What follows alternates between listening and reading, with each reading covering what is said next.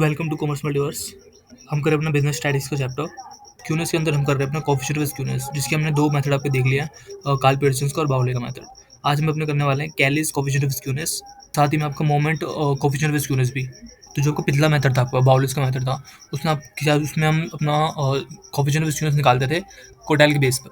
ठीक है, जो आपका कैलीज का कोफिशिएंट विद क्यूनेस है, इसमें हम अपना निकालते हैं आपका कोफिशिएंट विद क्यूनेस परसेंटाइल और डेसाइल के बेस्ड पे, है ना।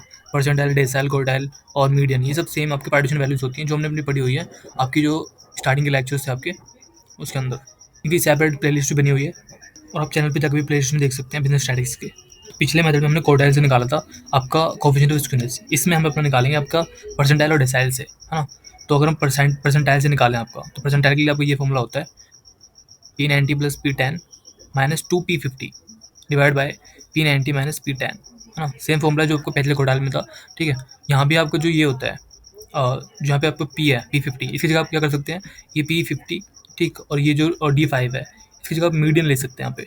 तो अगर हम डेसाइल से निकालते तो डेसाइल के लिए क्या फॉर्मूला है आपका D9 प्लस D1 माइनस 2 और D5 whole divide by D9 minus D1। ठीक है, तो काफ़ी सिंपल फॉर्मूला है। ठीक है, परसेंटाइल डेसिमल कैसे निकालते हैं इंडिविजुअल सीरीज़ के लिए, डिस्क्रीट सीरीज़ के लिए और क्लास वाले आपके कंटिन्यूस सीरीज़ के लिए, सबका फॉर्मूला हम सिखाया हुआ है ऑलरेडी आपको मेजर ऑफ स्टैंडर्ड टेंडेंसी के अंदर। ठीक है, तो ज़्यादा डिटेल में नहीं जाएंगे। आपका एक सिंपल सा इसका एक एग्जांपल देखते हैं। तो यहाँ पे कुछ स्टूडेंट्स के मार्क्स दिए हुए हैं और हमें निकालना है आपका कैलिस का कोफिशिएंट ऑफ स्क्यूनेस। ठीक है, तो ऊपर हमारे पास दो फॉर्म लेते हैं, दोनों में से कोई सा फॉर्मूला हम यूज़ कर सकते हैं। हम डेसाइल से भी निकाल सकते हैं, परसेंटाइल से भी निकाल सकते हैं। ठीक है, इस क्वेश्चन में अपना जो है डेसाइल का यूज़ करके निकालते हैं। ठीक है, तो डेसाइल का यूज़ करके तो हमें क्या चाहिए होगा, हमें आपको चाहिए होगा D9, D1 और आपका D5। अगर आपको D5 निकालना तो D5 निकाल सकते हैं आप।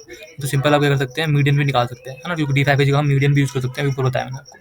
जितनी पार्टीशन वैल्यूज होती है उनके लिए जो हम कंटिन्यूस सीरीज वाला डाटा सॉल्व करते हैं, तो हमें अपना क्यूमुलेटिव फ्रीक्वेंसी बनानी होती है उनके लिए। ठीक है, तो पहले क्यूमुलेटिव फ्रीक्वेंसी बना लेते हैं। तो सिंपल हमने अपने यहाँ पे क्यूमुलेटिव फ्रीक्वेंसी जो है वो क्रिएट कर लिया आपकी, है ना। तो सिंपल मैं जो मेथड यहाँ पे यूज़ करूँगा वो आपका होगा डेसाइल का। मैं यहाँ पे डेसाइल निकालूंगा। ठीक है, आपका D9, D1 और D5 सिंपल। तो क्यूमुलेटिव फ्रीक्वेंसी आपकी निकल गई है, निकालना आपको आती है। सिंपल आपको क्या करना है, एक आगे वाली वैल्यू को प्लस करते जाना है ना।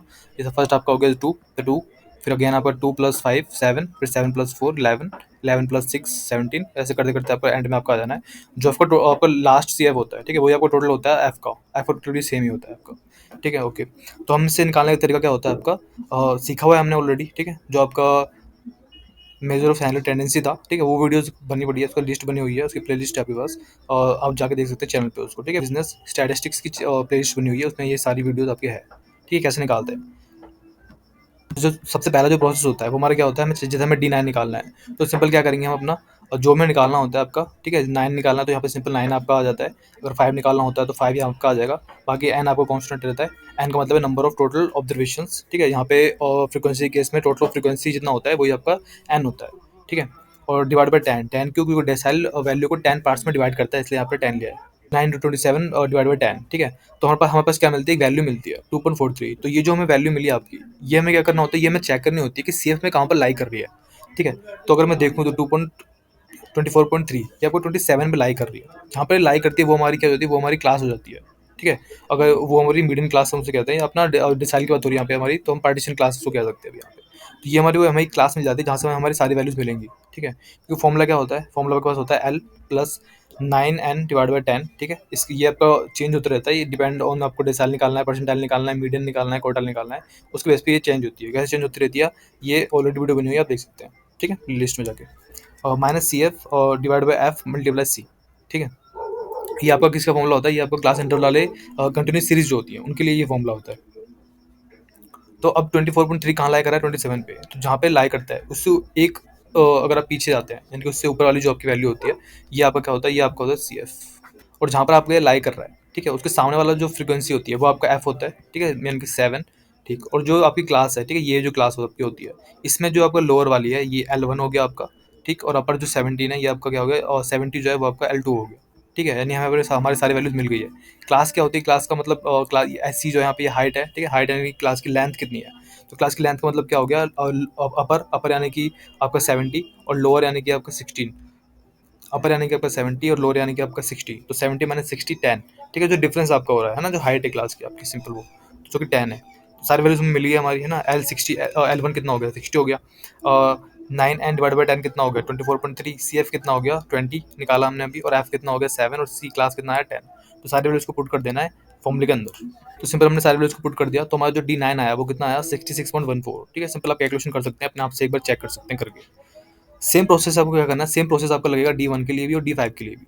सेम प्रोसेस हमने करा D1 के लिए भी, तो D1 जब हमने करा तो क्योंकि यहाँ पे 1 था तो 1 का मल्टीप्लाई n से करूँगा तो ऑब्वियस n और 27 ही आएगा, फिर डिवाइड बाई 10 करा मैंने तो 2.7 आया। 2.7 हम देख लेंगे कि भाई हमारी CF में कहाँ पर लाई करती है, तो 2.7 कहाँ लाई करती है, 2 में तो करती नहीं है ना, 2 से ज़्यादा, तो 2 से ज़्यादा 7 आ गया, ठीक है। तो सारी वैल्यूज हमारी इसी में हो जाएंगी, ठीक है। तो ये इसके सामने वाली क्लास हमारी क्या हो गया, 5 हमारा f हो गया, इस अपर वाली हमारा CF हो गया, और इसमें L1 कितना हो गया हमारा 20 हो गया, ठीक है। और क्लास की जो हाइट है वो तो आपका 10 ही रहेगी, ठीक है। सेम तरीके से जो है और D5 भी निकल जाएगा, ठीक है।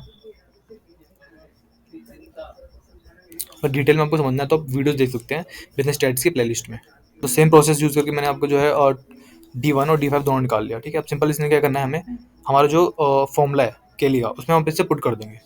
तो जो केली का डेसिमल वाला फॉर्मूला था आपके पास, ये सिंपल ये फॉर्मूला था, ठीक है। तो हमने सारे वैल्यूज को उसमें पुट कर दिया, ठीक। आपका D9 कितना आया था वो हमने पुट कर दिया यहाँ पे, और plus D1 minus 2D5 divide by D9 minus D1, ठीक है। तो जो हमारे पास आंसर आया वो आपका आया -0.017, ठीक है। तो ये नेगेटिव आ रहा था, मतलब हमारा जो स्क्यूनेस कैसा है, नेगेटिव स्क्यूनेस है ना। हमारा जो स्क्यूनेस बनेगा वो नेगेटिव स्क्यूनेस हमारा आया, ठीक है। तो स्क्यूनेस तो नेगेटिव पॉजिटिव ही आता है, सिंपल हमारे पास आ गया। तो ये आपको स्केली का फॉर्मूला था जो काफ़ी इजी है ना, डेसिमल परसेंटाइल क्वार्टाइल निकालना, ये ऑलरेडी आपने सीखा हुआ है ना, तो काफ़ी सिंपल था। जो हमारा फोर्थ और लास्ट है वो आपका है beta and gamma coefficient of skewness, या इसे हम कहते हैं आपका मोमेंट कोफिशिएंट ऑफ स्क्यूनेस भी हम इसे कहते हैं, ठीक है। दोनों इसके नाम है आपके सिंपल। मोमेंट स्क्यूनेस हम क्यों कह रहे हैं, क्योंकि हम इसमें मोमेंट का यूज़ करके निकालते हैं, है ना। सिंपल आपको फॉर्मूला दिख रहा होगा, हम मोमेंट का यूज़ करके कोफिशिएंट ऑफ स्क्यूनेस निकालेंगे इसमें आपको। अब मोमेंट कैसे निकालते हैं, है ना, उसकी भी अलग से मोमेंट की प्लेलिस्ट बनी हुई है, हमने उसमें भी डिटेल में सीखा हुआ है, ठीक है। कैसे इनमें आपस में क्या रिलेशन होता है, रिलेशनशिप से कैसे निकलता है आपका रो मोमेंट हो गया, ठीक है, मोमेंट अबाउट ओरिजिन हो गया, मीन मोमेंट, सेंट्रल मोमेंट हो गया, तो सारे मोमेंट सीखे हुए हैं, ठीक है। तो सिंपल बस ये फॉर्मूले आपको याद रखने हैं, मोमेंट निकालना आपको आता है, सिंपल आप निकाल लेंगे, ठीक है। तो इसलिए मैं इसमें क्वेश्चन करवा के ज़्यादा वीडियो को लंबा नहीं करूँगा, टाइम वेस्ट नहीं करूँगा। तो अगर हम बीटा की बात करें इसमें, तो बीटा ये भी आपको जो है कैलकुलेशन नहीं दिया हुआ है, ठीक है। तो जो बीटा का आपका, ठीक है, तो बीटा का फॉर्मूला क्या है आपका, बीटा का फॉर्मूला है आपका μ3 का स्क्वायर डिवाइड बाय μ2 का पावर क्यूब, ठीक है। ये सिंपल फॉर्मूला है आपका, ये सिंपल आपको फॉर्मूला लगाना है। अब इसमें दिक्कत आपकी क्या होती है ना, कि इसमें आपका अगर आप देखते हैं तो यहाँ पे स्क्वायर का यूज़ हो रहा है, ठीक है। तो स्क्वायर का यूज़ हो रहा है, तो स्क्वायर क्या करता है, स्क्वायर जो भी वैल्यूज होती है उनको आपको पॉजिटिव में कर देता है ना। नेगेटिव वैल्यू कोई पॉजिटिव में देगा और पॉजिटिव को भी पॉजिटिव में देगा, जिससे हमारा स्क्यूनेस जो है वो करेक्ट नहीं आता, क्योंकि स्क्यूनेस क्या होता है, स्क्यूनेस तो या तो नेगेटिव होता है पॉजिटिव होता है ना। तो ये इसमें एक दिक्कत है, ठीक है। तो इस चीज़ को हटाने के लिए हम क्या करते हैं, इस चीज़ को हटाने के लिए हम सिंपल क्या करेंगे आपका, इसी के ऊपर जो आपका ये फॉर्मूला है बीटा का, इस बीटा के फॉर्मूले के ऊपर हम पे क्या लगा देंगे, सिंपल यहाँ पे स्क्वायर रूट लगा देंगे, ठीक है, इस तरीके से। तो जब मैंने स्क्वायर रूट लगाया आपका इस फॉर्मूले के ऊपर, तो स्क्वायर रूट से क्या हुआ, ये स्क्वायर कट हो गया आपका, ये 2 आपका ये कट हो गया, है ना, कट हो गया सिंपल। और ठीक है, अब बचा क्या आपके पास, स्क्वायर रूट बचा। अब चाहे तो आप स्क्वायर रूट को इसके ऊपर लगा दें, यहाँ पे इस तरीके से लगा दें, या फिर सिंपल जो आपके पास 3 है ना, इसमें आप यहाँ पे 2 कर सकते हैं, इस तरीके से डिवाइड बाई 2 कर दें। क्यों, क्योंकि आपने पढ़ा होगा, अगर आपने इंडेक्स नंबर पढ़ा है सिंपल, तो आपको पता होगा कोई भी अगर रूट होता है ना, जैसे मान लो मैंने कहा कि रूट 2 कहा मैंने यहाँ पे, तो मैं रूट 2 कह रहा हूँ। अब मैं इसे रूट 2 लिखूँ, मैं इसको सिंपल ये भी लिख सकता हूँ ना, 2 की पावर 1/2, एक ही बात है, दोनों दोनों सेम ही चीज़ है ना। तो मैं इसको चाहे ऐसे लिखूँ रूट 2 या रूट की पावर 1/2, दोनों की वैल्यू सेम है, ठीक है। तो चाहो तो मैं इसको आपको ऐसे भी कर सकता हूँ, यहाँ पे 3/2 कर दूँ, है ना, m2 की पावर क्या कर दूँ, 3/2 कर दूँ, सिंपल ये कर सकता हूँ।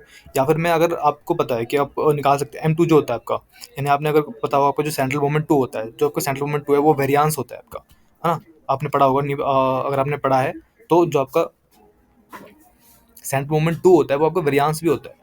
और आपको ये पता होगा कि वेरियांस का अगर मैं स्क्वायर रूट कर दूँ तो आपको क्या बन जाता है, वो आपका बन जाता है स्टैंडर्ड डेविएशन, है ना। स्टैंडर्ड डेविएशन क्या होता है आपका, square root of variance.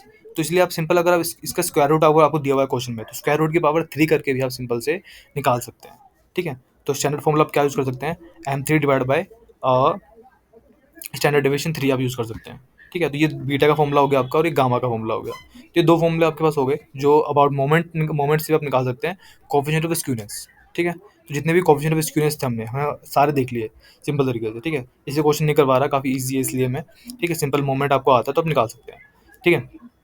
Next जो वीडियो होगी उसमें अपना करेंगे कॉर्टोसिस, ठीक है। कॉर्टोसिस हमारा मोमेंट का जो है लास्ट पार्ट होगा, उसके बाद जो हमारा शुरू होगा वो आपका प्रोबेबिलिटीज शुरू होगी, ठीक है। तो अभी के लिए इतना ही, थैंक यू फॉर वॉचिंग।